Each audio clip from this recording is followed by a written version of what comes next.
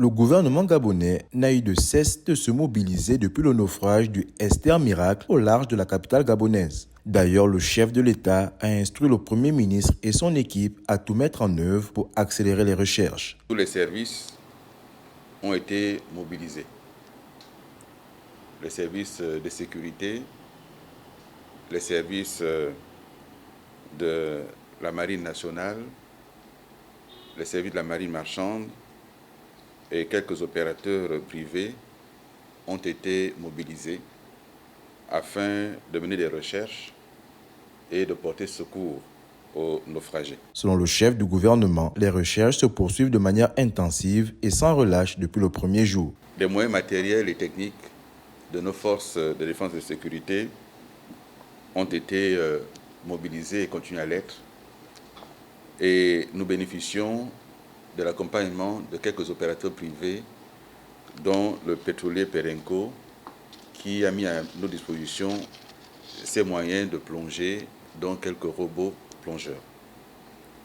Ce qui devrait permettre d'accentuer les recherches, notamment en profondeur, pour continuer à identifier éventuellement des personnes. Dans la situation que nous vivons, tout est mis en œuvre. Tout est mis en œuvre pour continuer les recherches. Rien n'a été négligé. Si chacun est à pied d'œuvre face à ce drame que traverse le Gabon, Alain-Claude Bilé-Binza a tenu à souligner qu'il est nécessaire d'éviter tout comportement sensationnaliste. Ce n'est pas notre devoir de courir derrière le sensationnel. Nous sommes là pour faire un travail de fond, un travail sérieux, dans des conditions difficiles, mais nous assumons ces conditions-là parce que nous sommes l'État.